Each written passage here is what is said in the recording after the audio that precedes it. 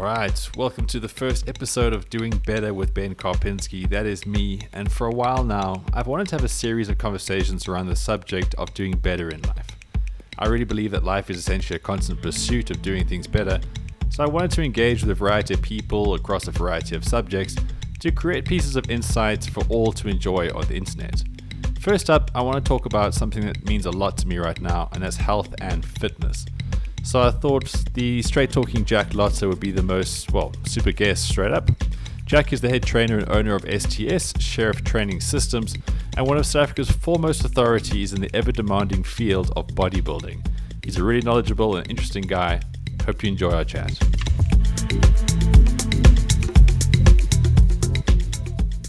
All right, Jack, the Sheriff Lotzer. It is an absolute honor to have you in front of me. Today is the day I finally actually meet you in human flesh form. Good to see you. Cheers. Good to be here. Thanks very much for having me on. So I thought you'd be the best guest to have first up, because the whole thing about this podcast is doing better. There are so many people out there who are taking the low road in so many things nowadays, whether it be from being force-fed narratives through the media, just being generally quite lame, or being quite despondent because of COVID. So the point of the podcast is actually we all have the ability to do a little bit better. And I think there's no one that could ram that into someone's head better than you, yourself, right here. Well, obviously I'm a coach by profession and trade, a professional training coach. I train bodybuilders, which is my sort of niche market, but I also work with powerlifters, weightlifters, MMA fighters. I've worked with some of South Africa's top-ranked female tennis players, right. Warrior race contestants, and I also have a lot of lay people who I train, lawyers, doctors, surgeons. So I've got a large sort of plethora of different people that I train from different walks of life. And although I help them with their physiological ambitions, the biggest thing that I do, or the ethos that I try to emulate with my clients, is to get that sort of self-starting, self-accountability, self-responsibility mindset, irrespective of someone's color, sex, creed. And just getting people to sort of initiate that self-starting sequence that's so important to cultivate the success that they're looking for. And something that lives within all of us, right? Yes, it may be very dormant in a lot of people. Or some people without hope at all. The problem is in social media, mainstream media, big tech, is that selling the idea of victimization, it sells, and it does really well, and it's very easy to manifest that mindset. Yeah. And we're getting told consistently from all walks of life, from our politics to the foods that we consume, to the supplements that we take, that, blame someone else, you can't do this, the system is against you, the system is rigged. And while that may or may not be true, the people that are winning are the people that are sort of progressing forward in spite of the proverbial hand of cards that life has dealt them. So, some of my clients have done fantastically. What I mean fantastically, I've got people that have done, of course, obvious, fantastic weight loss journeys. We've got people that have managed to overcome extreme adversity in their personal capacities. People that have lost children, people that are going through terminal illnesses and still managing to use their fitness journeys as some form of coping mechanism or catharsis. And then, of course, people that have reached the highest echelons of their respective discipline, bodybuilders, powerlifters, and so on and so forth. And whatever their journey, and however gratifying it is for me to be part of their journey, it's their journey.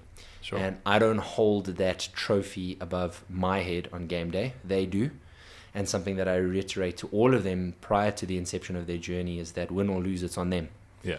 I am merely the facilitator, and I use this often. But in the words, or the immortal words of Morpheus in the Matrix, I can only show you the door. You're the one that has to walk through it.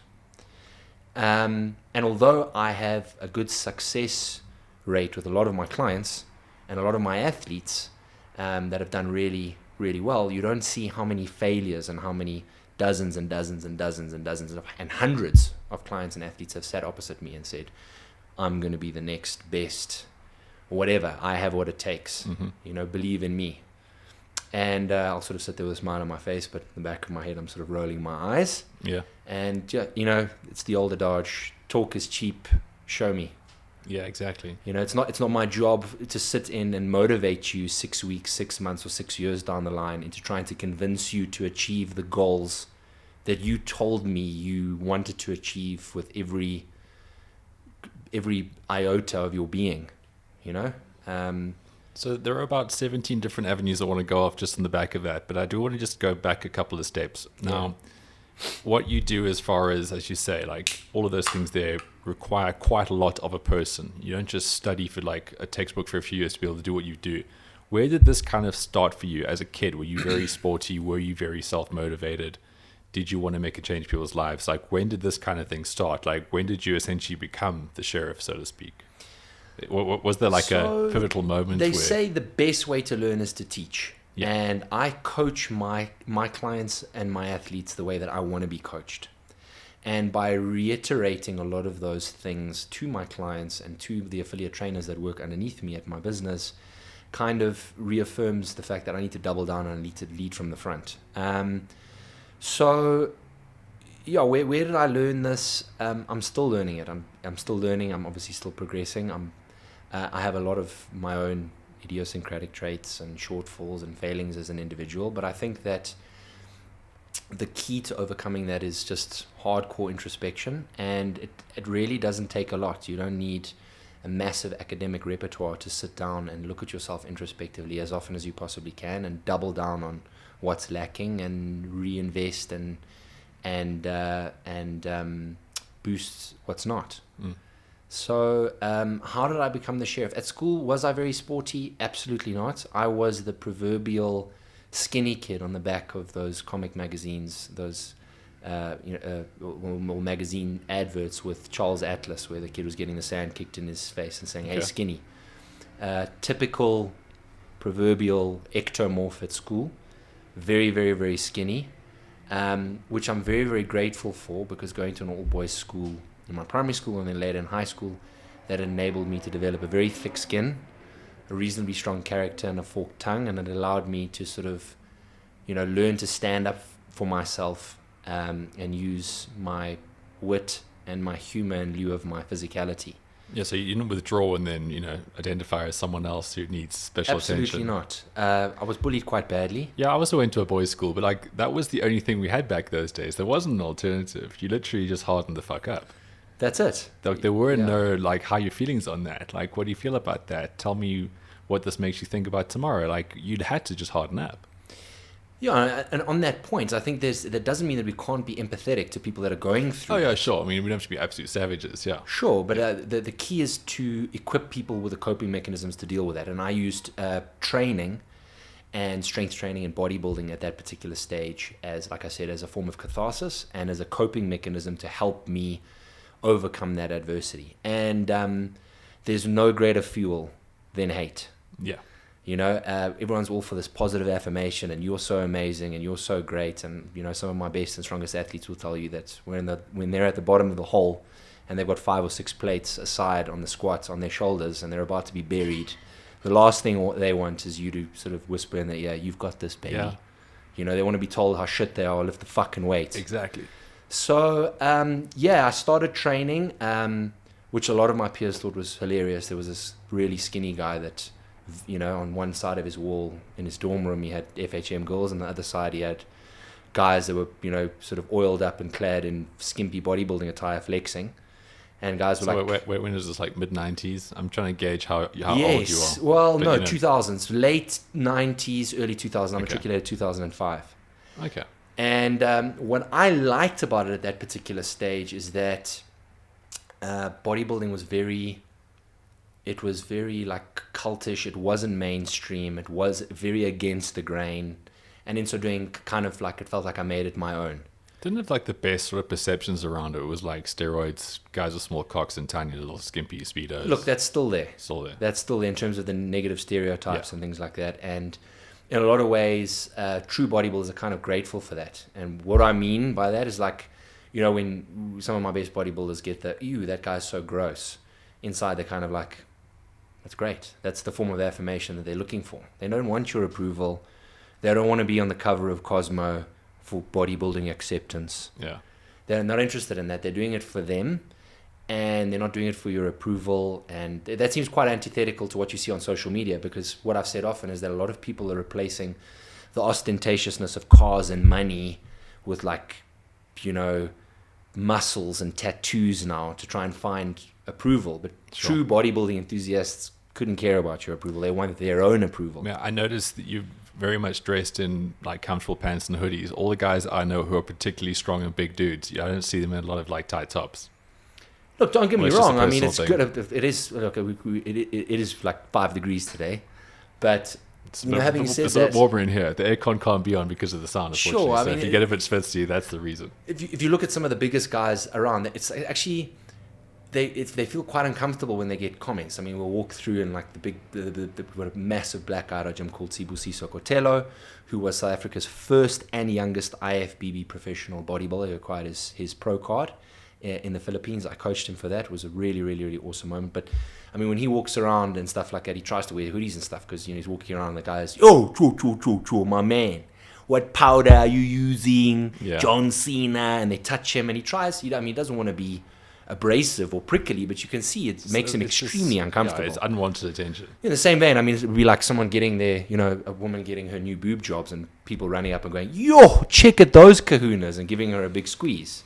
You know, it makes someone uncomfortable. Sure. So, it's not about, going back, how did it start? I draw a lot of inspiration from my journey, and obviously draw parallels between that, and that allows me to develop a very strong empathy with my clients. And a lot of people may think that's not true because they look at me, I've got quite a brazen, polarizing, combative, hostile demeanor on Instagram. on my You're Instagram so and stuff mild-mannered like that. But that's what I wanted when I wanted to be coached. I didn't want someone to tell me that everything was going to be okay. Sure. I didn't want someone to proverbially run their fingers through my hair and tickle my back in the morning and say, you know, do you feel like getting up and making changes? And that brings me back to in my sort of late adolescence, early 20s, I started an events company, and with some friends of mine, and we were involved in the Matric Rage Festival in Umhlanga and Belito, and the Rage passports and so on and so forth. And long story short, it ended up with owing a lot of money to people who own clubs, also known as the drug criminal underworld. Yeah. Those are not the people that you I know. I used to be a DJ in my misspent youth. I know about this world. Yeah. Here we go. And it took me a long time to work off that debt. And, there was a stage where I had to move back home after living in a brothel for 6 weeks because that was all I could afford at the time, or my partner and I could afford at the time.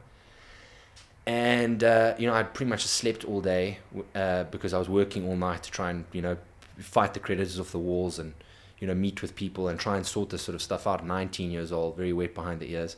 And I remember one particular day I was sort of sleeping, it was probably about 9 or 10 o'clock in the morning because I'd been up the entire night. My mom walked into the room and she just tore a strip off me. She said, boy, you get the fuck out of bed. This is not a fucking hotel. I don't care if you're Mr. Rage. I don't care what was stolen, what was misappropriated, how broken your heart is. It means absolutely nothing to me. You get out there and you flip burgers at McDonald's if you have to. And I just thought to myself, you fucking bitch. Do you not know what I've been through? And I often sort of take stock of that moment. It was a very refining and very important time in my life because if my mother had never done that, I'd still be lying in that bed and I'm feeling sorry for myself. Sure.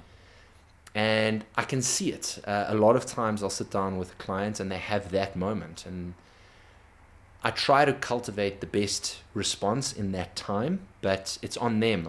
It can go either way. And unfortunately, 9 times out of 10, people choose the warm, soft duvet and sheets. And it's almost like, being pattern-seeking mammals. Like, we're always seeking comfort, right? It's like, why do you work hard? Oh, so I can make money, so I got stuff. Like, it's a comfort kind of thing. Yes. Which is just... It's quite narrow-minded from my experience. I mean, I know, like your story, we just touched on it there. I mean, that's hard to go through as a youngster. I mean, I wouldn't say I had a tough upbringing. It was comfortable. Yes. But then when I wanted to go do my own stuff, I moved up here to Joburg. I wanted to get involved in broadcasting. I wanted to do a bunch of things that weren't going to make me a lot of money, which was dumb. But at the time, it's what I wanted to do, so I pursued it, and I was strong-willed enough to kind of do it. but like years of just not having cash, it sucks, makes you demoralized. But the whole thing was, it's like, okay, but if I do this, I'll be comfortable. You're like, no, why go through all the hardship just to become comfortable? Carry on that. It's amazing what you can achieve. Yes. The moment you settle on some rung of like comfort, then that's it. Like, you're almost just tapping out. Well, nothing grows in comfort zones. Exactly. So hypothetically, I've got this friend, right, who's fat. Yes. And I say it like that because I think that's the only way you can actually describe this. If I were to say to you, so I've got this friend and he's maybe emotionally disjointed between where he wants to be and where he is. I lost myself in that sentence, could have made so much bullshit. Yes. But he's a fat dude, right? He doesn't want to be fat, but he's fat. He probably got there, and again, like, agree with me. I think it just goes back to the point of like being coached the way you would want to do it. He's probably got there because no one ever said anything to him. No one ever challenged him about like what he's eating. Maybe you should exercise a little bit. Are you making the right choices as you go in life? If that doesn't happen for like 10 years and suddenly you just become lazy and fat. Yes. No one said that. But if someone was a bit harder early on, it would actually be the best thing for them, right? Because it actually might give them that moment like you had when your mom came into the room that morning. If you never have that moment, maybe people actually will never achieve much. They'll never get to that point. Well, I've got a multifaceted answer for you. Like, first up, if someone is fat and they're happy to be fat and they own it and they don't self-victimize themselves and say, I'm here as a result of the patriarchy, or I'm here because of my thyroid, while sort of deep-throating a boerewors roll, or I'm here because I'm big-boned. I'm here because I'm happy with my body. I don't like exercising, and that's the way that I'm going to be. Kudos. Yeah, that's cool. I respect that. That's ownership. You're taking responsibility. That's Great. it. Like, how I view aesthetics and how you view aesthetics is completely subjective. Yeah. And so okay, we can agree to disagree, but that's absolutely fine. But the other side of it is, this huge wave of everyone's trying to push pseudo kindness. Be kind. What does that mean? Does that mean that we need to be dishonest to people? Does that mean that we need to lie to people? Because that, in my view, is not being kind to someone. It's what do I mean by that? the exact opposite, yeah. Sure, like someone saying, it doesn't mean that, and I've said this before, it doesn't give us, it doesn't allow us to behave in a sort of wanton, brazenly cunt manner to people that we engage with. Which is good to note, yeah. Sure, but if you truly love your friends and your family, geez, bud, you've put on quite a bit of weight. He says, yeah, fuck it, I love it. Well, good on you. But in the same vein, people are obviously making him aware and being honest around him. I think that's the ultimate form of kindness. And totally agree. This thing, like, I have quite a lot of people laugh at the relationship that I have with my wife in terms of how honest I am with her. I started off coaching her, so it was, for bikini competitions, which she did really well in. But people will tell you, someone comes and coach, how am I looking? Shit.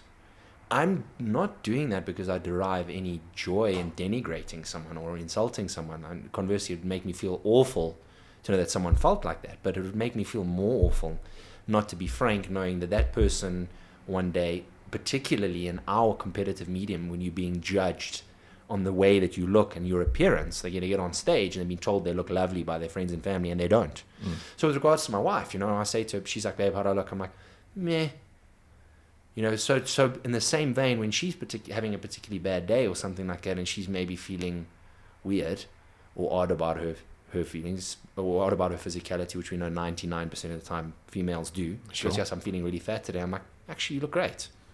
I can see like a light switch that actually switches off in her own mind, because she knows that I'm honest with her, and I'm not going to choose pseudo kindness in lieu of honesty. And I think it's very important for all of our friends and our family. It's very important, particularly with the way that I coach people. Yeah, but again, it's timing. Okay, so hypothetical friend is being conditioned to do whatever because everyone's being sympathetic towards him or whatever. But they think they're being sympathetic. Well, they're doing a disservice. Okay, so we've got that. Correct. On a broader scheme of things, it's like, we're becoming so conditioned right now to not hurt people's feelings that we are actually being the exact opposite of all this crap that we're meant to be doing, is being nice. Like, for me, COVID, I know this is meant to be quite a positive podcast, but we've got to bring this up because I think it's a pertinent topic. Throughout COVID, through whatever you believe in it, there are conspiracy theories, there's a lot more truth that I think is out there, isn't being given the sort of serious nature of what it is.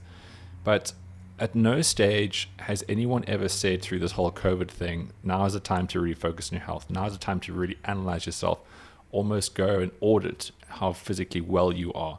That's never ever been said. So governments, big organizations, all this kind of stuff, they are doubling down so hard on this whole like, oh, shame you got COVID, but you're also morbidly obese, you know. Or shame, just stay inside, don't worry about it. You can come to work 3 months' time, whatever. There's all these things. No one's actually addressing the whole, let's just say, elephants in the room here. Yes. Is that the messaging around COVID is in keeping with this whole, oh, don't worry, you look fine. If we actually came out and said more of this kind of stuff, like COVID's a wake-up call. There's a lot of people who are getting it. I mean, the recovery rate in SA is 93%. Okay, so it's not the most alarming thing in the world. The people who are falling down are a lot of the time overweight, very unhealthy. Most of the time. Yeah. Falling down and also falling down with COVID.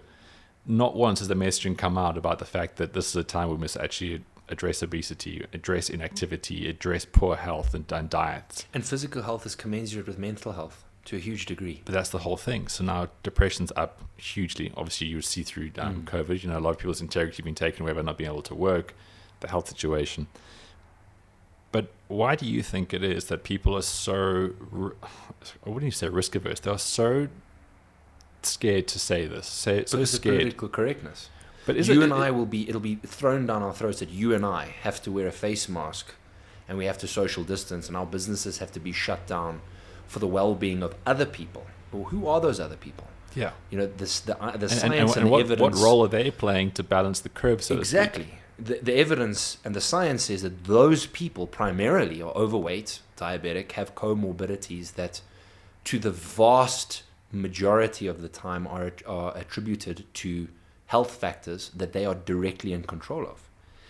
And it's easy, you know, we're being told that our businesses need to be shut down. You and I need to wear face masks. We can't visit our friends and family and social distance and so on and so forth. But as you said, nothing is being said about the fact that 80% of or 78% of COVID mortalities are attributed to vitamin D deficiency. Yeah. But we must stay inside. No one's saying anything about the fact that 80% of COVID mortality is attributed to obesity. Say nothing about exercise. In fact, we close fitness centers down because those are super spreaders. Exactly. It's garbage. It's bullshit. Well, yeah, it's complete bullshit. I mean, I'm struggling to kind of just try ask a question around this because I think it's just such bullshit and trying to balance why we would not think about that. It's like, we can't have the same game plan from day one, okay? COVID, there was a lot of unknowns in the beginning. There were a lot of lies from China and all that kind of stuff. It's cool. So maybe the knee-jerk reality when you're dealing with lots of people is lockdown, go for the basic kind of thing. But we're not. We're over a year on now, and still the conversation has not evolved to the point that maybe you should look after yourself a little bit better. And it is massively frustrating. I think it all just stems back to this whole thing of like, no one's trying to have the hard conversations anymore, which is just so sad. I do want to just get onto the point of bodybuilding itself. You know, you mentioned about this different sort of stereotypes and sort of perceptions. In your mind, if someone were to say to you, like, what's bodybuilding? Do you have a general kind of answer? Or is this something that's kind of evolving with you as you understand, like, wellness through the different stages of life? So bodybuilding is not a sport. This is going to make a lot of bodybuilders and meatheads very triggered. But it's not a sport. I mean, with respect, if anything, it's probably more of a pageant. Okay. So what? Like weightlifting is a sport. Weightlifting is a sport. Powerlifting is a sport because you have objective criteria. Because a lot of people like think it's all just one thing. 100%. Like, you have big muscles, therefore you are this. Sure. Type. And there's some carryover in multiple strength training disciplines: powerlifting, weightlifting, bodybuilding, and so on and so forth. Sure. Well, it's like the mixed but martial arts. You know, you get different variants in that. For sure. So bodybuilding is a very onerous, laborious, disciplined way of life that can end in competitive medium, such as a show where people obviously showcase their physicality in a certain medium and criteria, size, proportion, thickness, density, symmetry, conditioning, body fat percentage, balance, flow, so on and so forth to determine who is the winner. Mm-hmm. Not unlike show ponying. Yeah. But it's a way of life, and what I mean is that, you know, when you go and you it's not just you do your training session, which may be 4 or 5 hours, and that's that. Your entire life a lot of the time very dysfunctionally is built or geared around bodybuilding. The way you eat, the way you socialize, everything that goes into your body and that you surround your body with and who you surround yourself with is basically concerns bodybuilding. So bodybuilding. What is bodybuilding? I think it's the reason I ask the question is that if you're coming from a base of kind of nothing, okay, going back to the whole thing that people need to do more with their lives and do better things. Like there are obviously there's CrossFit and there's triathlons and other midlife crises like that. But like for me, bodybuilding, the way I look at it now is to try to take it quite literally. Like you're building a body, right?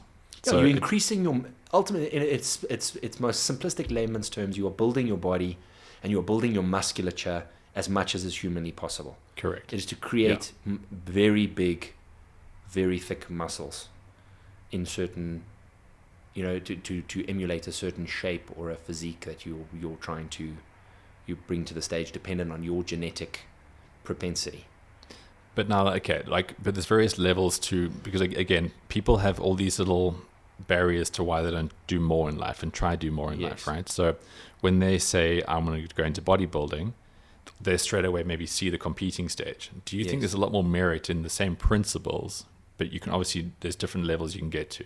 So for instance, if you do nothing, bodybuilding can not suddenly teach you about lifting properly. So I wouldn't say bodybuilding, because bodybuilding can be very mentally dysfunctional because of the obsessive nature of it. But if you reverse it back to one of its main constituents, and one of its primary constituents is strength training. Okay. And every human being on planet Earth can benefit from strength training. Gotcha. Because of the discipline it teaches you, because of course, the physiological benefit that you derive directly, and of course, the inadvertent benefit that you learn through the discipline of training and consistency and compliance, following a regimented structure and training routine and programming, and of course, the diet that falls hand in hand with that. So if someone comes to you and says, right, I want to get big, I want to get strong, which I'm sure happens a lot of the time, right? What's the kind of first step in that? Do you manage expectations, or is it about assessing someone to see what they're capable of? So the first thing I want to do is I ask them why. Yeah. I ask them why they want to get big or why they want to put on muscle. And it's very quick to see whether it's genuinely inherently something someone wants, or something that someone wants, or it's something that they think that they want. And 9 times out of 10, when I'm sitting there with someone, you can see that it's something that they think that they want, because that will help give them the approval, the self-approval that they want, or the self-validation, they've been on Instagram, or the happiness that they're looking for. And other times I sit down and I've got a genetic outlier that can really go the distance and become a fantastic bodybuilder, and but of course that's a completely different conversation. But I try and rework it a little bit for them in terms of managing, like you said, managing their expectations. And I'm like, in lieu of changing, or in lieu of chasing subjective mediums, why don't we look at performance-based targets? Let's look at increasing your bench press and your deadlift and your overhead press. And every 6 weeks we'll do an assessment, and we'll do a biokinetic assessment to evaluate your body fat and your circumference measurements, because those are objective, they're tangible, and it's very easy for you as a person to see the return on investment. And a lot of the reward that comes with strength training and bodybuilding is vesting so much of yourself into something and seeing that reward tangibly growing and manifesting and becoming this incredible thing. It's very addictive. So if you're chasing performance-based targets, the best side effects thereof are increased muscle mass. And as your muscle mass increases, so does your propensity to burn more calories and your basal metabolic rate. And as such, generally, provided your calories are controlled, people are going to get leaner. So I try and change their way of thinking that, with a lot of my bodybuilders, we chase those performance-based measurables, and we're consistently chasing those numbers. They get the best direct and inadvertent benefits. And I said inadvertently, their muscle mass is going to increase, because if someone's gone from squatting 60 kilograms to 120 kilograms, somewhere along the line, the cross-sectional surface area of the tissue in their quads would have had to have expanded in order for them, or that joint, to torque the bone or the joint through that range of motion to lift that weight. Okay, so I've done a variety of exercise things, even in my misspent youth. Before I became a DJ, similar kind of timing, I actually got a personal training diploma From? ETA. Okay. I absolutely hated gyms. Actually, going back before we started recording, you asked me how I know Gareth Cliff. He was my guinea pig, so I needed practical hours, my personal training. Yes. And he was the guy who I got to train, so to speak. So this is when he was actually in shape. Well, again, he was young, so I don't know. I mean, he was like, he gets away with a lot because he's tall. Yes. So he was, I mean, look, he wasn't in terrible shape, but I could not have got a better or maybe worse person to do anything, because he is actually athletically inclined. What's the word? Illiterate, maybe. Athletically illiterate, and that okay. He wouldn't understand what a bench press is between the reps. Athletically averse. A disaster. Yes. And he would come through, and I was trying to teach him how to do these kind of things. And between either him or just not liking gyms, I went away from that completely. And subsequently, over the next 20 years or 19 years, I've done a variety of things, because I'm very, very curious around sport and sporting movement. Played all sports. I've been involved in sport now professionally. Sure, it's my life. What I'm doing now, exercise-wise, makes more sense than I've ever had in my mind, and it's more enjoyable than ever. Basically, I'm training with a guy called Scotty McIntosh now at the Yard, and we're doing a lot of functional stuff because he's been training Dricus Du Plessis, the MMA fighter, yes. for quite a while. So, I started training with them, and it's all very basic stuff, but it's based on very good strength principles.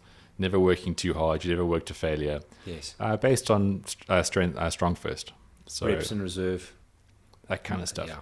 So, kind of very long story with the Gareth flashback thrown in there. I've got to the stage where me as a person, I found my perfect kind of fit. I love what I do every single day. It's sustainable. I dig it. I go there. I feel like I get slightly stronger. I'm perfecting movements, whatever. If someone was to say, come to you of average build or slight weight issues, and just say, look, for the next 30 years, I want to be able to play with my kids. I want to be able to do normal things. I need a body that's going to help me do this. For some people, it's like, oh, fuck, I'm going to do the Ironman. I'm going to train. I'm going to go to Virgin Active. I'm going to get on a bike and sweat. Yes. I don't think that's very good. In your personal opinion, what would be, because I know there's no absolutes to this answer, but what is the best thing that's going to do to make you a functional, strong human being for, I don't know, as long as we want to be functioning and strong? What would be the best thing, or the best approach in your own mind? A mental approach or a strength training approach? So in order to, if I was going to exercise once a day, yes, what would be the sort of best approach? Because for some people it's like, well, I'm just going to start running, or I'm just going to start CrossFit. Like, they want to plug into a thing. In your mind, what would the answer be? Like, what would be the best approach to be a functionally strong human? I think the sad thing is a lot of people don't have that long-term goal that you discussed, and I actually have to engineer that into their mind. Someone comes in and they want to look good for the beach in December. They want to look good for their wedding day. There's no afterthought for what happens afterwards. I actually have to sit down with them and it's like, what's going to happen with you in 25 to 30 years and 35 years and 40 years time? Like, you want to be stronger in your 60s than you were in your 40s. And this is talking to someone that may have started with me in their late 40s. You want to be able to, someone might have come up to me and they want to start strength training because they've got continually niggling back issues or hip issues or something like that. That's where I'm at now. I'm doing a lot of stuff around that. Sure. Well, I'm there too. I know exactly what it's like. So my lumbar spine has cock-blocked my life in so many different ways for the last 4 or 5 years. I feel you. So I have to get them to look at that long-term goal and make them understand that, and in lieu of the superficiality of a 6-month or a 1-year plan. That's the first thing. The second thing I'd say is, all of us have respective disciplines. You found your niche, I found mine. Start anything. I could argue the merits of why strength training is more important than running, but both of those are infinitely better than complacency and doing nothing. Sure. So do whatever you want, but do something. And do something soon and do something now. And after you start doing something and you take the first step, you can then try something, and if it doesn't work for you, you can try the next thing. But even if you start something that you don't feel that you're necessarily deriving benefit from, you're going to derive infinite more benefit from a plan that might not gel with you compared to no plan that you don't execute. It's a bit like investing. It's like sitting back and saying, oh, I'll save money at some stage. Like, you got to just get the ball rolling with that, right? Absolutely. So go for a walk, go for a jog. but build it up. You know, that's what I like about strength training and bodybuilding, is it's about progression. And what I mean is in terms of, you know, in order to get a muscle bigger, you need to increase the load over time. So you either have to do more weight, or you have to do more reps, or more sets, or have slightly shorter rest intervals, or a combination of all of the above over time to get that muscle bigger and stronger. And it's exactly the same with your fitness journey. You start walking once a week, and then you're walking twice a week, and then you're walking several times a week, and before you know it, you're running 5Ks twice a week. And then 6 months thereafter, you're doing your first half marathon. You've got to push yourself in whatever discipline you choose, but we just said it here, just start and do something. And motivation is, I say this all the time, motivation is completely and utterly overrated. Mm-hmm. Motivation is fucking, I don't want to hear that. Well, it's overhyped because of social media. It's bullshit. Everyone loves a motivational post. What is your why? And tell me about your truths. I hate hearing that shit. You know, yes, I have my why as to why I started. Yeah. It's completely worthless. It's worthless a lot of the time. For the last 6 years, I've had zero motivation to lift. Zero. The only thing that has got me to my training sessions is discipline and consistency and compliance. And now I'm now getting to an upward trend where I'm really starting to come through the latter end of some bad injuries and so on and so forth. And I'm feeling amazing again. I'm actually really motivated to go to my sessions. But it's not always like that. And a lot of the time, most of the time, actually, you're not motivated to go to gym. You've had a really cuck day at work and your boss has given you shit and there's load shedding and so on and so forth. But you're going to feel infinitely better from having gone to the gym and done it than the regret of not having gone through there. So just do something. So, you know, it's a very good point about the whole long-term thing. From all your experience and the people you come in contact with, why do you think, I mean, I'm going to say as humans, because majority of it applies to them, why do people not have long-term things? Instant gratification. So for everything in their life. I was going to give you two options. Is that, or the fact they just don't believe they're good enough to do it? It's just instant gratification. Instant gratification. Is that just a completely overrun as a humans? coach, it's very easy for me, or a lot easier than to sit down and make someone believe that they can do it. I love doing that. And when you see that epiphany moment in someone's face, and it resonates in your soul and your being, it's massive job satisfaction for me, and I love doing it. We know it could be something as trivial as getting you into the gym and you're doing a 1 rep max, and I'm telling you to pull a 140 deadlift, and you've never done it before. And you know, I can see the disbelief in your own head and in your actions, your body language, and after 3-4 minutes of talking to you and hyping you up, I can see you now truly believe you can do that, and that's fantastic. But I've lost my train of thought with regards to that. Instant gratification. Instant gratification, yes. That's why we don't think further and plan longer. Yeah. So you want to. I've lost my train of thought. I've gone completely blank. Maybe it's got to do with the Monster. Do you only which one do you drink? Not enough. I drink the mango and I drink the pink one, which is I think called Pipeline Punch, and then the new one which is Pacific Punch, which is great. I've got a little gripe with energy drinks. Basically, you can go anywhere in the country and you will find there's certain things you find in litter, right? The biggest thing in my mind is you find that real cheap shit, the Score or Play. Play is like primo. If you go to trust me on this, if you can go to the most fuck off nowhere town in this country, you'll find cans of Score or something. Energy drinkers clearly have major littering issues, and secondly, they are expecting a lot out of a can. Look, here we are talking about health and fitness, and you know the calorific content of this is probably going to attribute to a lot of people exceeding their daily calorie intake and making a lot of people fat and obese. And that's why, luckily, that's neither you or I. So, but I'm amazed how like that's your go-to. Well, no, I don't want to take a stab at people's drinking preferences. Could go for it, but like, first of all, it's within my calorie mandate during the course of the day. So that's fine. That's number one. Number two, a lot of people don't understand that this has as much caffeine in it as a double espresso, probably a lot less. Really? Yes. So in order for this to be legal, or classified as legal, it only has to adhere to 70% of what it says in the label for the FDA to approve it. And if you're a monster, so you can be business, you can be a 30% liar. 100%. And if you are, in terms of margins and economies of scale and the amount of cans that you're having made and stuff like that worldwide, are you not going to ensure that you have 71% of what you say is in the label so you can save 29% on your costs? Sure, that's what business is. That could be a perfect example of why I'm actually very caffeine sensitive. I drink maybe 1 or 2 Monsters a day, but if I have a cup of coffee, I can't sleep. But what's all the other shit in that can, though? Oh, other shit. Oh, there's taurine and stuff like that. Well, I was going to go mostly with the different sugars and stuff. Well, there's also a misnomer about sugar. Because trust me, that mango doesn't come from the tree. That flavor. Yeah, for sure. But I mean, there's always this whole big attack on sugar. Sugar in excess is bad for you, of course. Sure. But if you eat sugar within your calorific mandate, it's not bad for you. There've been studies where a lot of people in the nutritional fields have actually managed to lose weight eating nothing but McDonald's or Oreos and ice cream.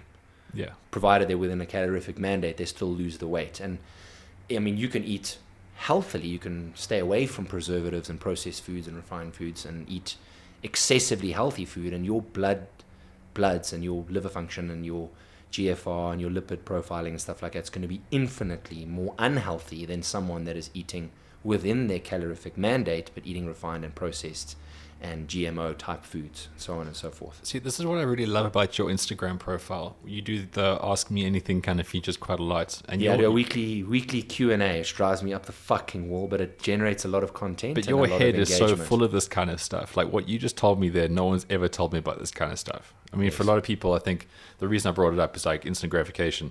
You get people who are morbidly obese, and on lunch hour, wherever they're working in the country, they'll get a can of Squawks and make them feel good for 20 minutes. They throw it on the ground and they go back to just being dreadful at their job because their spike is so high. Correct. That's actually a good name for a can, maybe. Spike. I think USN make an energy drink called Spike. Okay, well. Done. Yes. So through your Q&A sessions, your intimate knowledge of supplements, nutrition, all these different kind of things. Like a lot of the time people ask you questions. I'm really lost in the question. By the time I get to your answer, I feel like I'm reading a different language. How important is, again, going back to what I asked you now, like the average person comes in and says, like, I need to do this, I need to get going, I need this sort of base thing.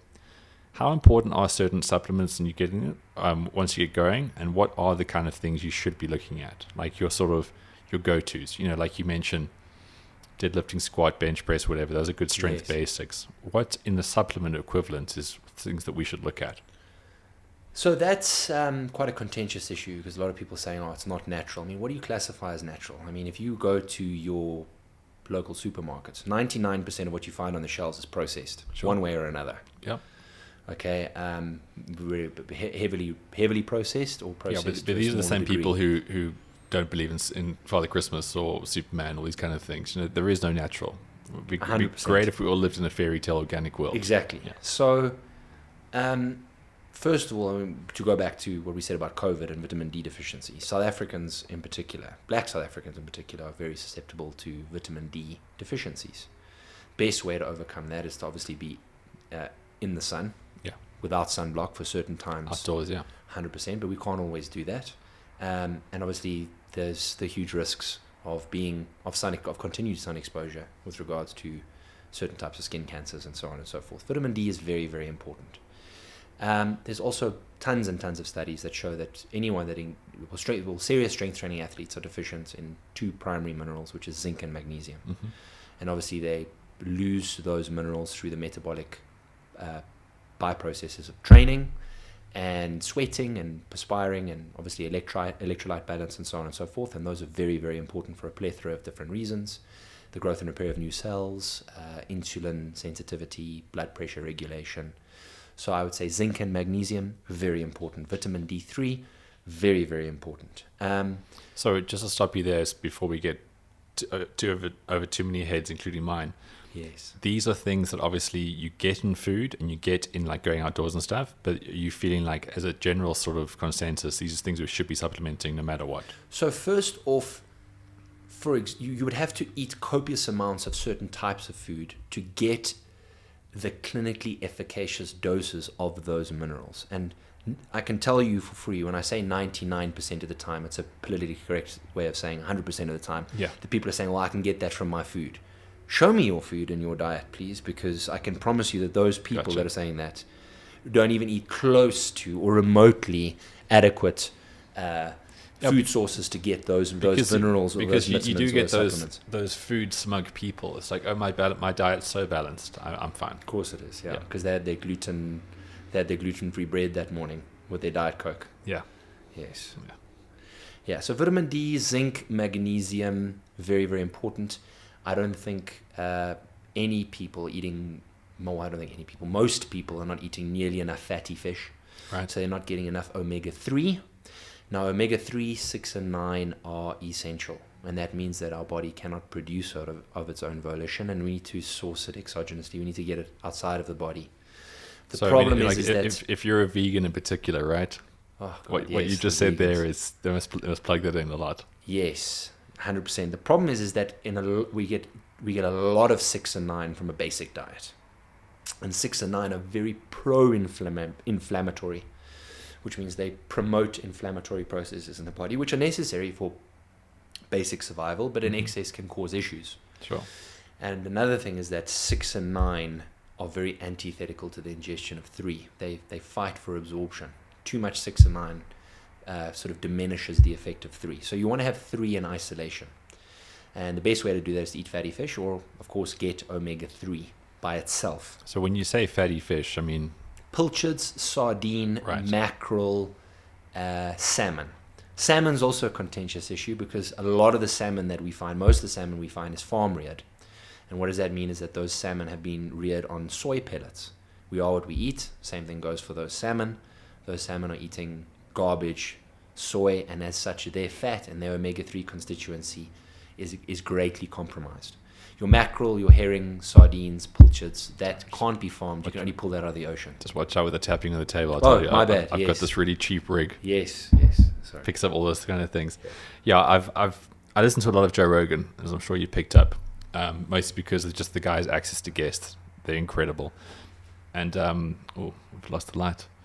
And he often speaks about that, like the whole farm thing of salmon, and like he actually tweeted something recently about monkeys who've been fed soy becomes very antisocial. I saw that this morning. And very like erratic in behavior and very unhealthy. Yes. So it is. I mean, we'd all like to be free range with that kind of stuff, I guess. Yeah, and it's just very difficult to find free range. What is just because it's got the free range label on it, what does free range? What constitutes free range?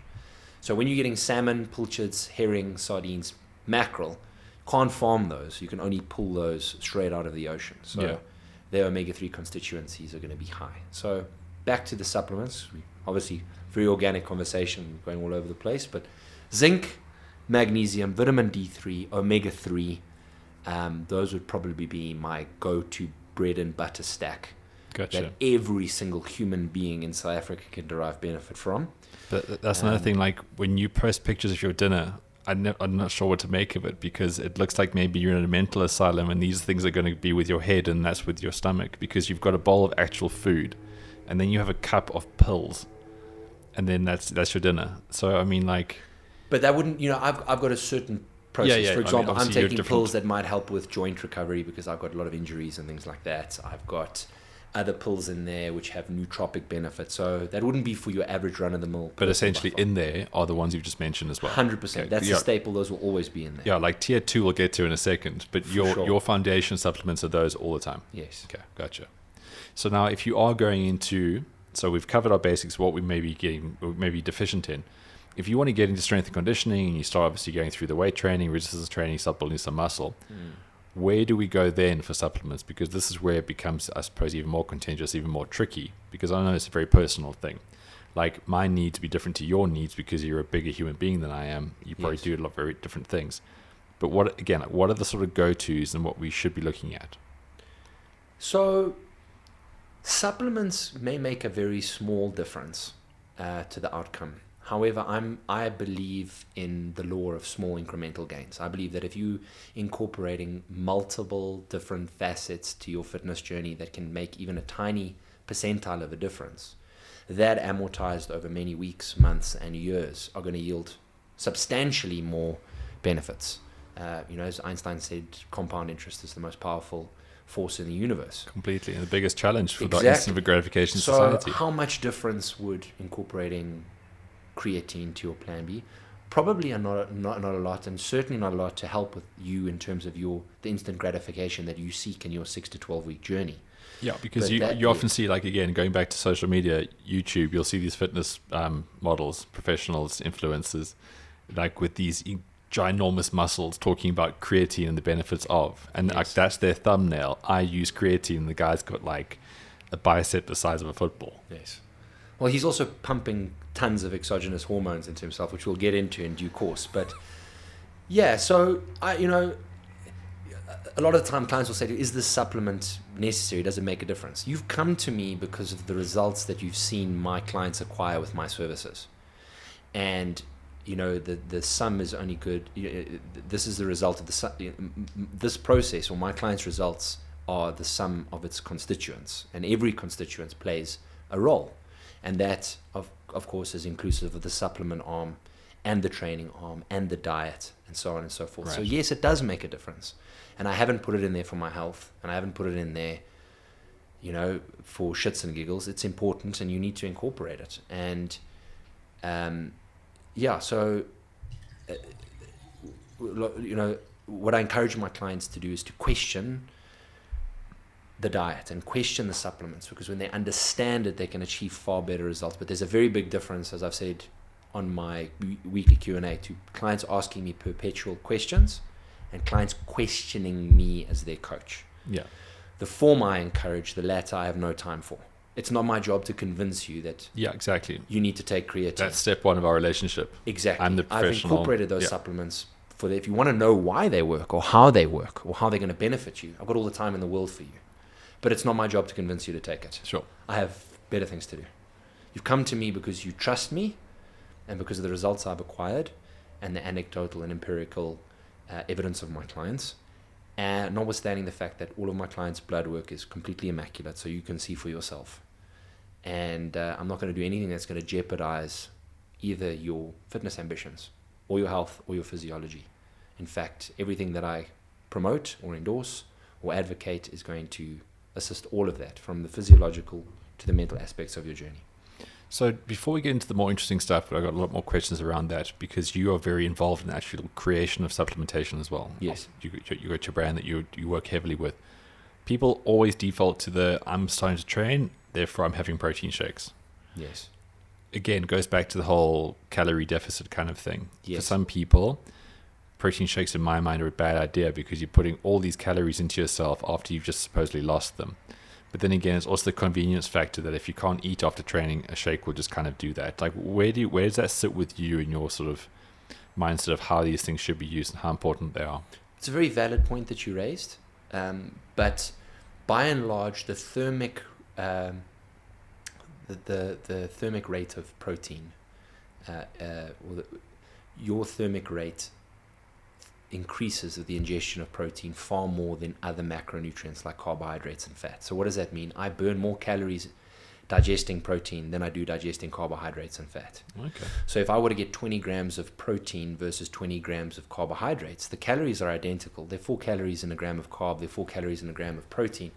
However, the net calories that I'm left with are going to be far less with the protein that I've ingested, because I've burnt more calories digesting and assimilating that protein and utilizing that protein. Notwithstanding the fact that protein can also be used as a form of fuel. It can be converted into carbohydrates via gluconeogenesis, so it can be used for fuel. So ingesting 20 grams of protein arguably will have a lot more benefit for you than just having 20 grams of carbs if you were to choose the macronutrients. That's why carbs get a bad rap. It's not that they're bad. I believe that it's very important to incorporate them in a well-structured diet. But of all 3 macronutrients, it's the least important, to the point that you can survive and function perfectly without ever ingesting carbohydrates. You can't say the same for protein and fat. In a well-structured diet, the macros that will be there will be far more emphasis placed on the macronutrients protein and fat, or should be. Those are the ones that should be calculated first. How much protein do I need? How much fat do I need? And thereafterwards, the remainder of your calories can come from carbohydrates. That makes a lot of sense. I think fat's just got a bad rep because it's called fat. Well, Because yes, dumbasses think if I have less fat milk, reduce fat, I'll be less fat. But it also has more than twice the calories of protein and carbohydrates. Mm. So that also we could sort of veer off here and discuss banting and keto and how that's also completely antithetical. Yeah, I'm very conscious not making this a 7-hour podcast. So, I mean, Yes. there's a variety of things I want to ask you, but trying to stay consistent on all these things. So you ask about protein shakes and is it beneficial? Yeah, I mean, is it something that everyone should do, or is it, again... I agree. I think everyone who's strength training can benefit from protein. Right. I think it's probably the macronutrient that people are not getting enough of. You need to consume a certain amount of protein per day to ensure adequate recovery, notwithstanding additional additional protein calories from protein thereafter for the acquisition of new muscle mass and the growth and repair of tissue. So your average human being would probably need, I'd say, who starts a strength training routine, about 0.5 to 0.8 grams of protein per pound of body weight. Okay. So that's about 1.4 to 1.8 grams of protein per kilo on the very, very low end. If you're serious and more ideally, you'd probably recommend sort of 1.6 to 2.2 grams of protein per kilo per day. That doesn't mean that if I eat 200 grams of chicken, that I'm getting 200 grams of protein. 200 grams of chicken are only going to provide me with 60 grams of protein, which will obviously contribute to my daily protein content or targets. Yeah. See, people always forget that because they're thinking, I'm going to go for a 300-gram steak. Exactly. So I got my 300 grams of protein. No, well, actually you didn't. You only got about 90 grams of protein. Yeah, exactly. Right? So what, in your mind, are some of the supplements and some of the things that are like overhyped and not really great for you, and some of them maybe are underrated that people should consider? Pre-workouts are completely overhyped. And ironically, they are overtaking whey proteins internationally for the most purchased supplement in the world. Well, they're the most marketed products, right? Well, that's it. It's motivation in a bottle. Exactly. I don't want to train instant gratification. I can slam down my energy shake. It's going to make me want to go to gym. It's going to give me gears. I'm going to get a great pump.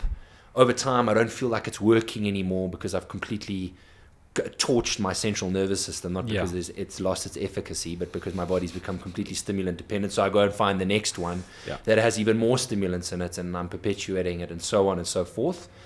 But by and large, pre-workouts are extremely overrated, and they are particularly overrated for the reasons why people are using them. Can they have benefit? Of course. I've developed and formulated some fantastic pre-workouts, which are actually very stimulant averse. They're designed to facilitate blood flow and recovery and performance. Again, it's not giving that massive spike. You don't feel it as much, but I can guarantee you will see the results far more after 6 months of utilizing that than a stim-based workout. So pre-workouts are very overrated, but they've overtaken whey protein for the most sold supplements in the world. Having said that, nothing I say on this podcast is going to deter people from doing that. They will believe that they want that, and they need that. And well, if you get any kind of dose or walk into a discount aisle with all those lights and great packaging, I mean, the stuff's packaged better than fragrances nowadays. For sure. You're going to gravitate towards that. That's what we do as humans. Yes. And they've got the best colors. And, and the huge promises, like insane pump and all these other different things that make you sound like you're about to beat Thor with or without his hammer. Sure. And then closely followed to that would obviously be fat burners. So can you derive benefit from fat burners? Absolutely. Some of them can promote thermogenesis. Some of them can have a natural diuretic effect, which can help someone lose extracellular water, which of course will reflect on the scale and help them lose weight. But if someone is not in a calorific deficit and not training adequately, they are entirely useless. Yeah. I can bulk and get my athletes to put on huge amounts of size and weight in a very short period, taking all the fat burners. It's not going to do anything. So fat burners are very, very highly overrated.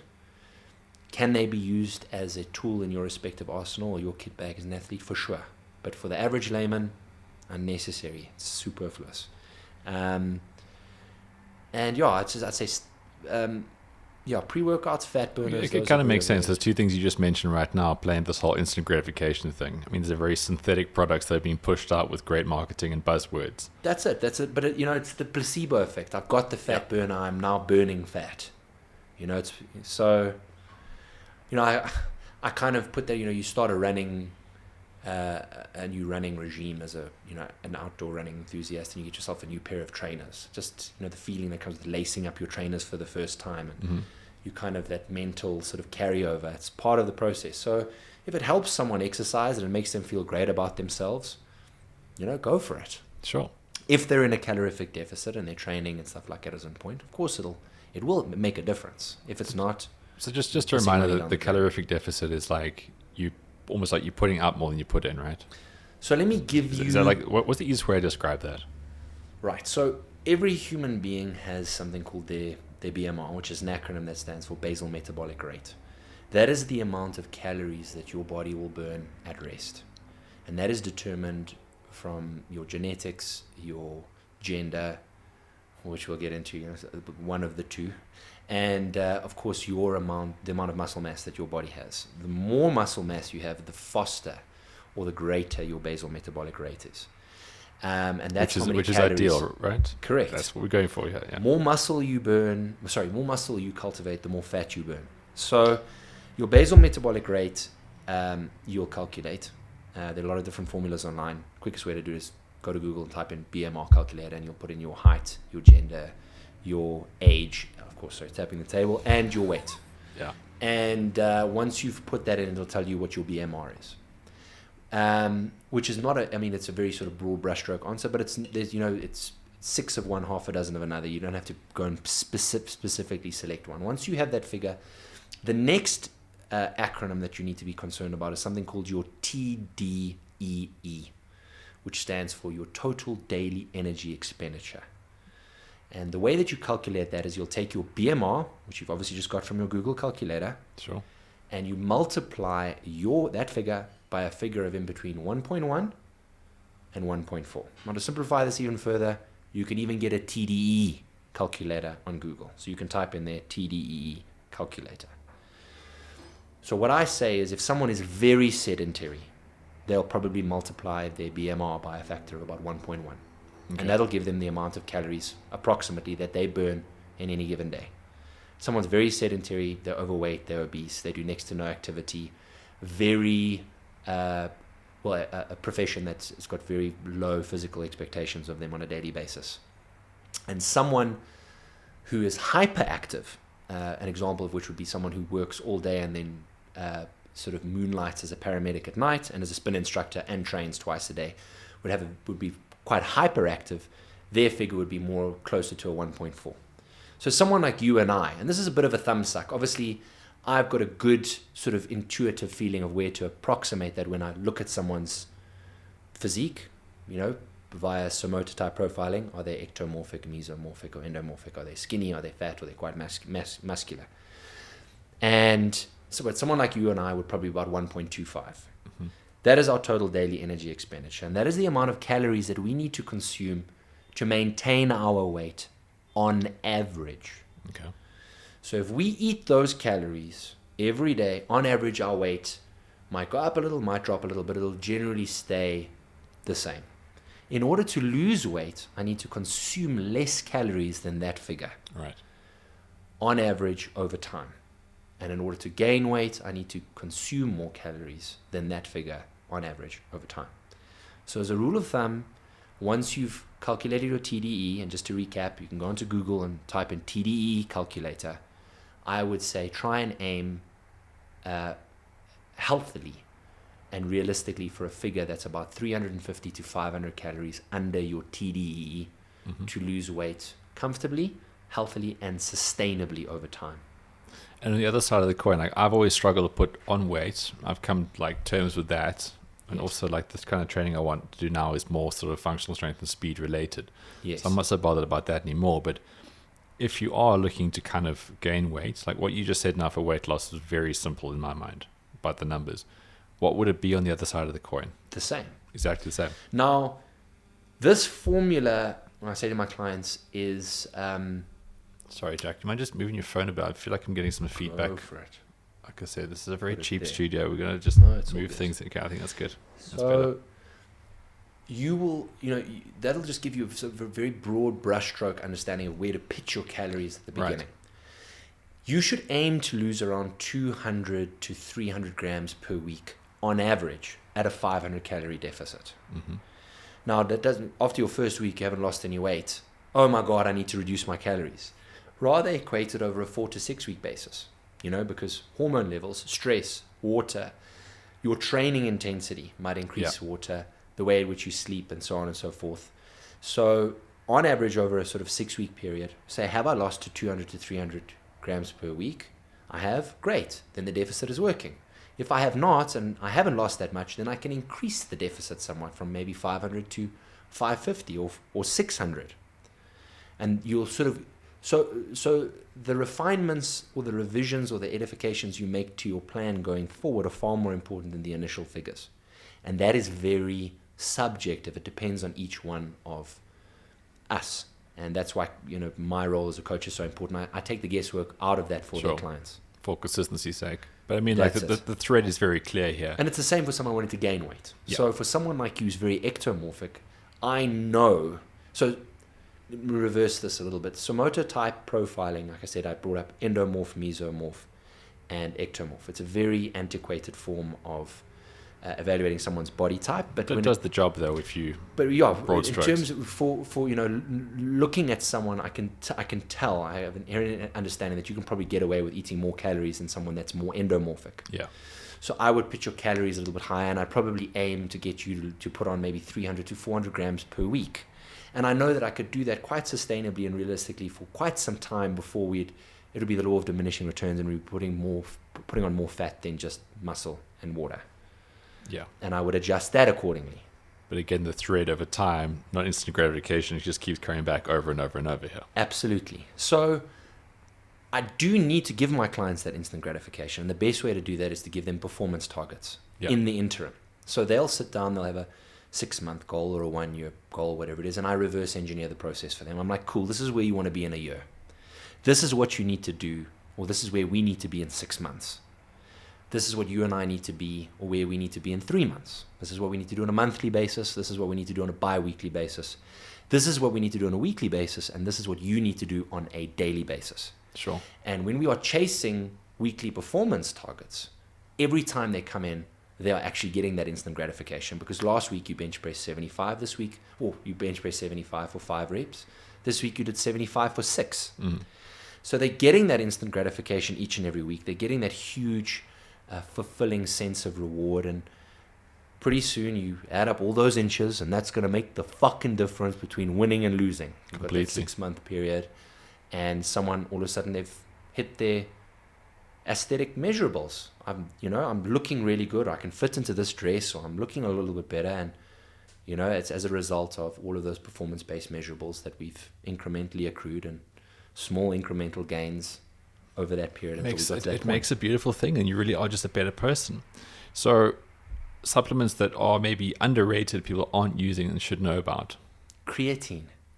It's the oldest one. It's probably not the sexiest because it's been spoken about so often. Everyone's looking for the latest and greatest thing, but it's stood the test of time as the most effective supplement ever studied. And it's got a perfectly safe track record. It's an amazing product for recovery, for performance, for strength, for muscular hypertrophy, which is a very fancy word for saying muscular growth. Yeah. And it's even been shown or proven to increase your IQ, because your body, the energy system that your neurons in your brain fire on is the same energy system that your muscles do, and creatine feeds them both. So that's the only supplement I take. And I initially took it for a recovery kind of thing. Yes. And I just think that, like you said, the mental thing, like generally as you get in better shape, you start doing better physically, mentally, it's going to follow suit. I think those two things go hand in hand. But if I could stop you there, when you obviously, like I was saying, that sense of fulfillment from having done more in whatever capacity, having vested something of yourself and seeing that return on investment on a weekly basis, that gives you that gratification that you seek and that you're looking for, and you're feeling so much better as an individual. You feel you've got that sense of self-worth and that sense of positive affirmation and that sense of accomplishment that is so important, that comes from strength training. So that is the inadvertent benefit we were talking about earlier. Completely, yeah. Yes. Now, Okay, so I mean, I've been a big advocate of creatine. I think it's really good, but again, it's like with expectations, you got to have them in the right place. You're not just suddenly going to get powerful, huge amounts of like muscle mass and all that kind of stuff. No. But it's like increments. That's a good one to have. Now, the thing that as I'm getting older, okay, hair loss is, I think I've lost the battle there. We're getting to that stage of life now. Doesn't look too bad. No, it's pretty horrific. Skin elasticity, general sort of fiber, like maintaining sort of things. Collagen is something that comes up and people are talking about it more and more and more.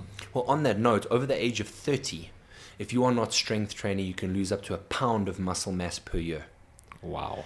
Now, what is a pound? I mean, that's basically, it's a T-bone steak that you are losing in terms of muscle mass on a yearly basis. A lot of people think, well, why do I care? I don't want to be as muscular as you. The problem is with that, so does your metabolic rate.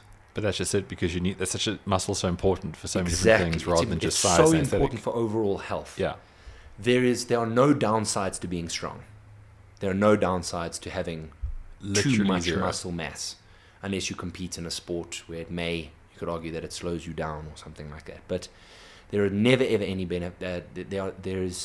There are no weaknesses to being strong, if I could say that. So well put. As soon as you lose that muscle mass, so does your bone density deteriorate. So does your insulin sensitivity deteriorate. So does your estrogen and testosterone ratio. And all of those are obviously going to continually to perpetuate,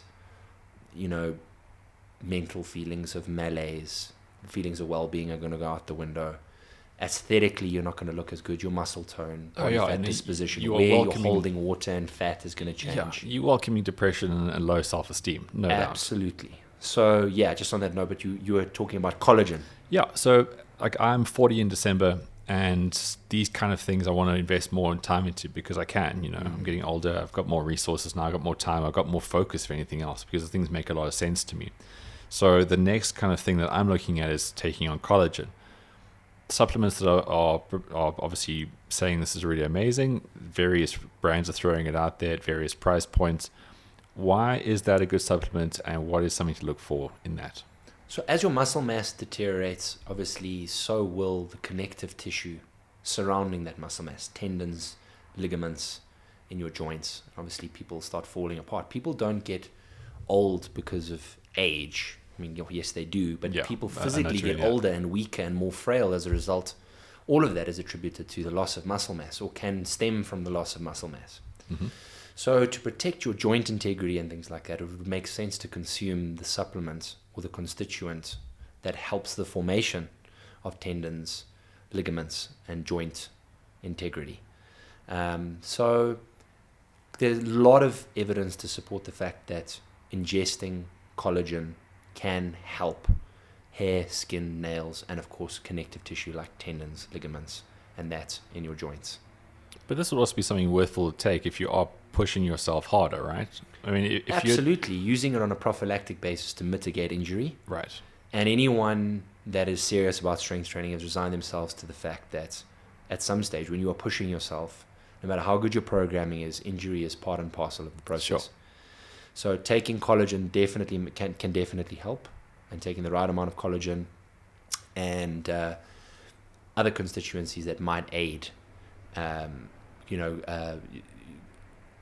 alongside collagen, like your glucosamine and your MSM and chondroitin and things like that. But collagen, yes, it's big buzz at the moment. It's also one of the leading supplements in the world in terms of sales, alongside whey protein and pre-workouts. And fat burners. And fat burners. I think I stand corrected, but I think collagen's probably doing better than fat burners. Okay, well, that sounds all right. I forgot. Because it stems also, it's sort of bleeding out from the fitness industry into the beauty and health. Beauty. Which is where we all want to be, right? That's the whole thing. There are kind of blurring lines between health and fitness equals beauty and longevity. Sure, there's nothing wrong with wanting to have a muscular physique, and a lot of people are saying, oh, well, the patriarchy has set this very unrealistic perception of what it's like to be attractive. There's a monumental difference. Let me go back further. If I took you to the showroom floor at Fouché Motors down the road, you are going to gravitate towards the Lamborghini Huracan. You're not going to go and look at the 1968 VW Combi. No.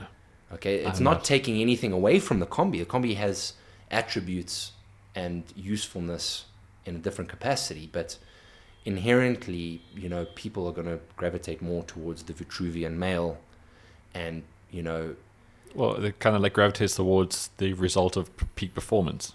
Like that car is peak performance, a strong absolutely. And physique, what does that thing. mean? You know, if you look at someone that has got a strong muscular physique, you inherently know that that person is consistent, they're compliant, they're disciplined, they're capable, they're motivated.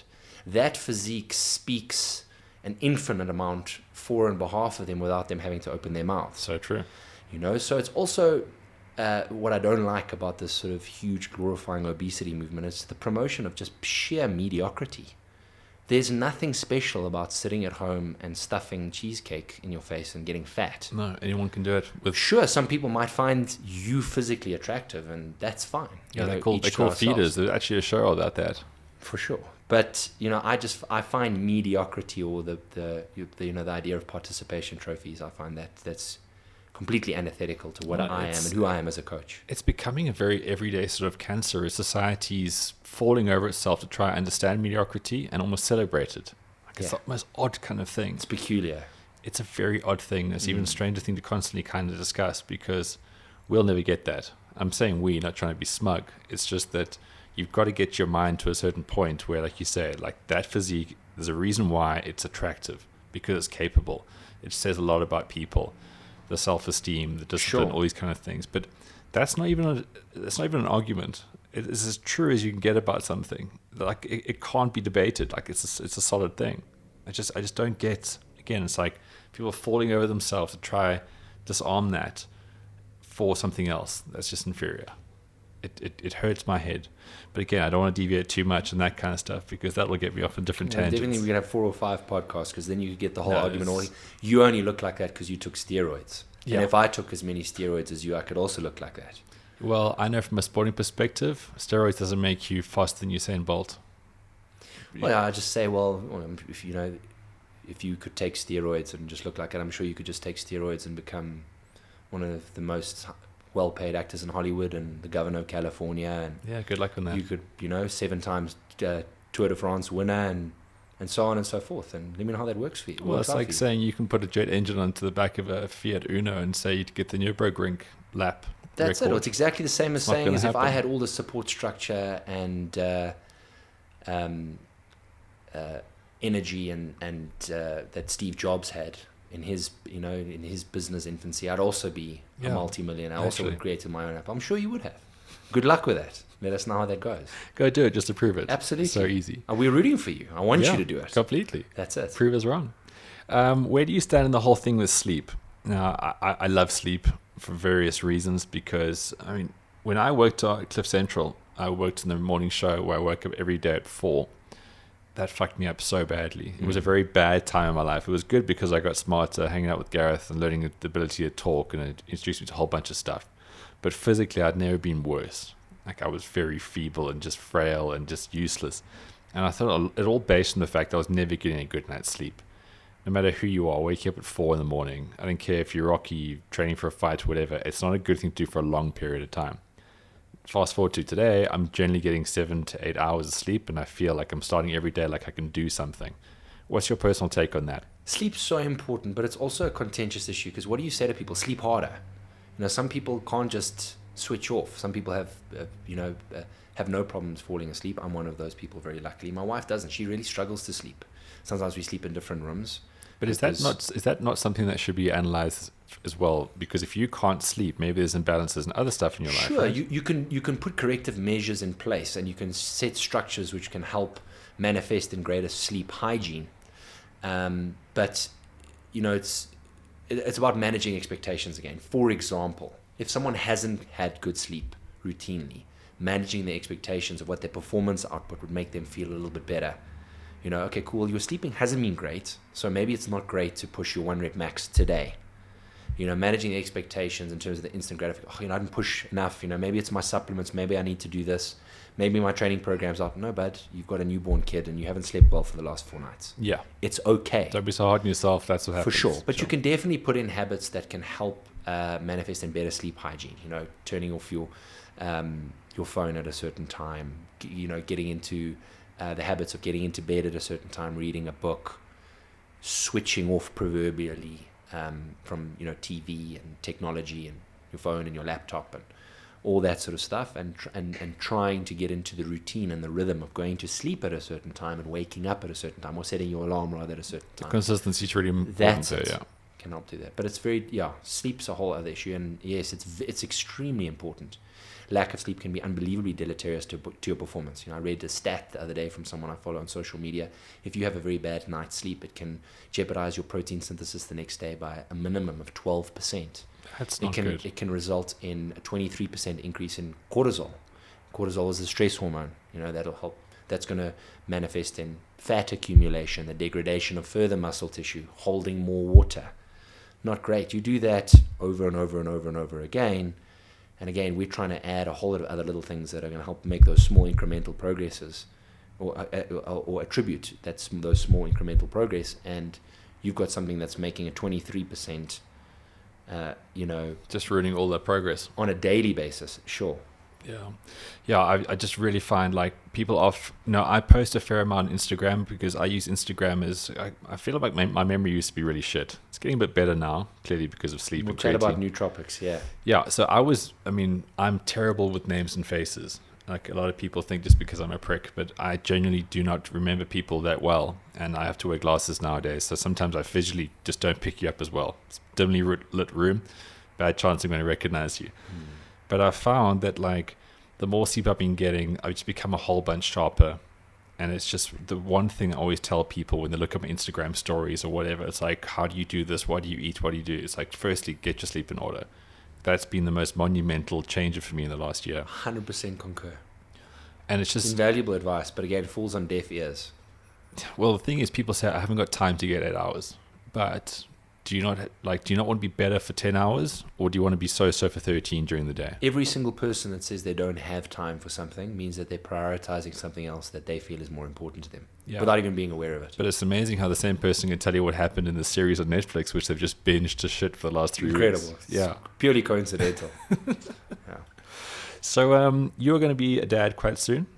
Not quite soon, but we've just finished our first trimester, When it comes to, looking at your kid, do you want to know the sex before it happens, or are you going to have one of those really woke reveal parties? Well, it's definitely not going to choose its gender, that's for sure. I'm undecided at this point about whether I want to find out and make it a surprise or prepare for it in advance.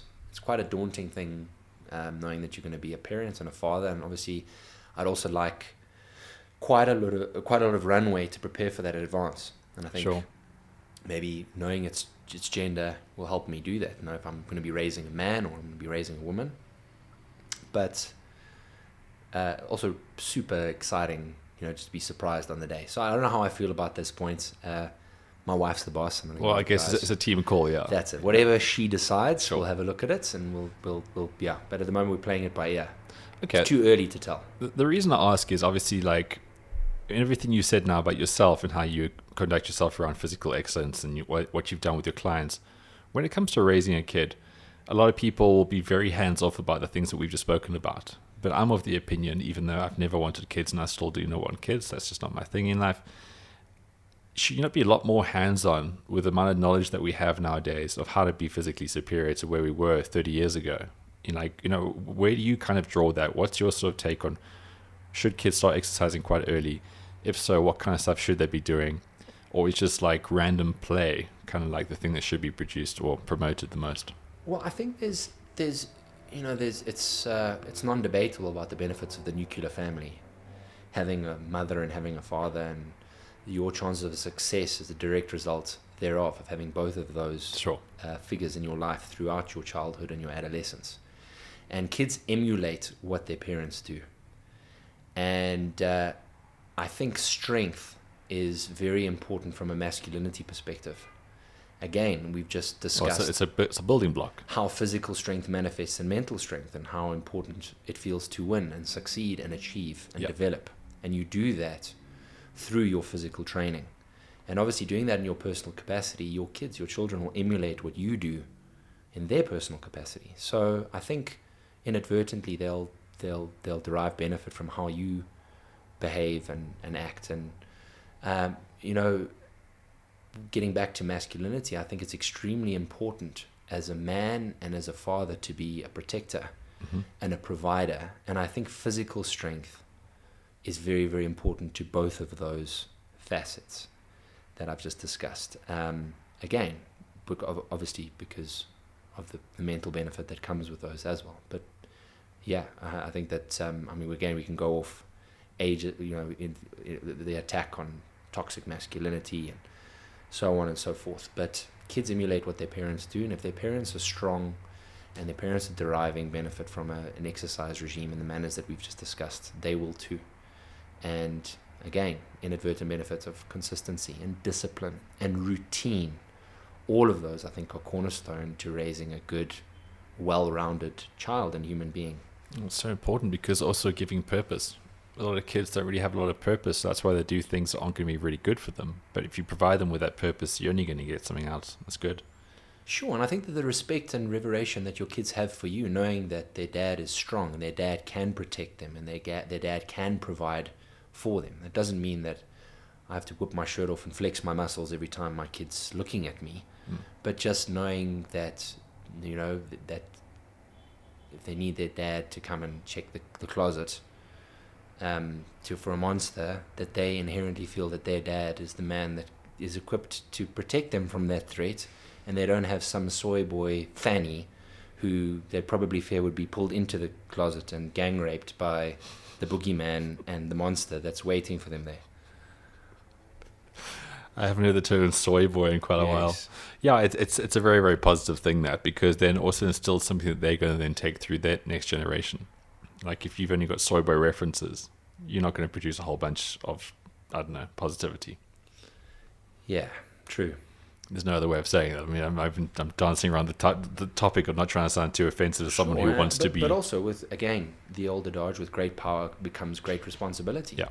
Yeah. Having this physical strength doesn't mean that we need to utilize it at every opportunity in an aggressive, antagonistic, or physically combative nature. Jordan Peterson said that, a rabbit is not virtuous.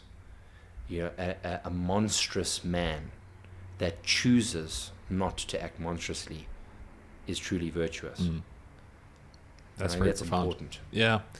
Well, Jack, I think we could literally talk for a long time. I know we've been talking for a very long time already. Had lots and lots of hybridizations, and we've gone off and... Oh, no, there's endless stuff. So, look, this is the first podcast in the series. And like I said, I really wanted you to be the first guest for good reasons, because you're the kind of guy I can ask any kind of question to, and you're not going to just pull something out of your ass or say something for the sake of saying it. Like, you've got amazing lived experience and very positive kind of things.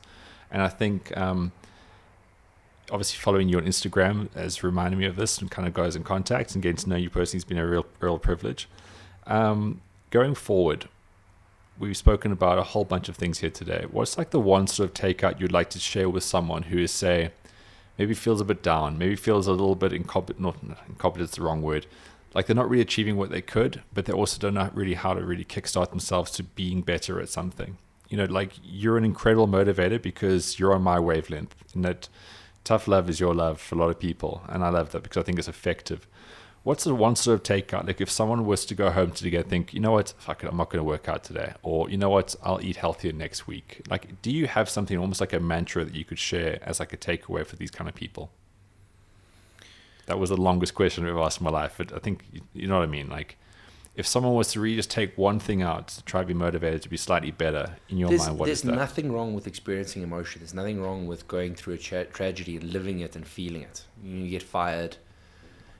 Something terrible happens in your personal capacity. Yeah. There's absolutely nothing wrong with it. I'm a very emotional person. Something hits me or something happens to a friend of mine, I feel it. Yeah. I'll cry my eyes out at certain. If I have gone through 1 month where I haven't had a good cry or something, it feels peculiar. being a very emotional person. There's nothing wrong with feeling that raw emotion and living it. It is, however, unforgivable to sit in that trough of self-pity and feel sorry for yourself. Use that emotion as fuel. Use that emotion as catharsis and as a coping mechanism to help develop your strengths and take you forward and make you a better person. The best results I have ever got from any of my clients have all come from people that have experienced extreme adversity in one way or another. And very seldom inherit someone that comes from a position of privilege. And I don't mean that necessarily just from a financial perspective, but someone that sits down and has all the stars aligned and everything. The people that don't have that adversity in their life don't have something to cut their teeth on or to test them as a human being. And they don't go nearly as far as the people that come from serious adversity. And I used those examples earlier. People that come from, I've had bodybuilders, I have bodybuilders currently that have reached the highest echelons of their sports, having come from townships, having had nothing, no support structures. And then I get sort of little rich white kids that come here, get a BMW M3 as their first car, mom and dad gives them everything. They're going to go nowhere. Yeah.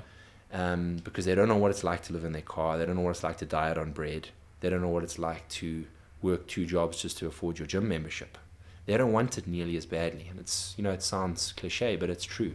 But that's why cliches are the way they are, because 100%. And then, again, rock bottom has built more champions than privilege ever will or can. Yeah. So yeah, if you're going through it, you got to own your adversity, because it's actually something that really propels you. That's it. The best fuel. Hate is the best fuel. Yeah. Again, using those moments of feeling down and stuff like that. Your anger is an extremely powerful emotion, and we're taught in society, particularly in men, that anger is bad and it's toxic and we need to bottle it away. And if you look at, we draw analogies towards the Hulk. That's the Hulk's greatest superpower. The angrier he gets, the more powerful he gets. Unfettered, uncontrolled anger, that's terrible. But using that anger, again, as another form of catharsis or as a coping mechanism. Taking that sorrow or those feelings of malaise that you're going through and using them and pushing them to feeling angry about where you are and wanting to change yourself and wanting to better yourself. That's very, very important. So it's okay to feel like that. Feel like that. Just fucking do something about it. Do something about it, yeah. Stop sitting in that trough of self-pity and finger blasting yourself, because no one fucking cares. People say they care and be kind and write that on their fucking Instagram bio and their signature, but they don't. They really don't give a fuck. And the only person that cares is you and the person that's looking back at you in the mirror. And you're either going to make it happen or you're not. And I'm not going to make it happen as your coach. You're not going to be able to pay someone to facilitate, to develop those feelings of motivation in you. It's either there or it's not. But yeah, if Nike says, just fucking do it. Just do it. Damn right. Well, Jack the Sheriff on Instagram, thank you for your time today. Thanks to my Cheers, first guest thanks for having me. I've even forgotten the name of my own podcast here. I'm just digesting all of this. Well, it's a lot. We spoke about supplements. Yeah. Well, that is it. That was the first episode. And thanks so much for joining me on that. Cool.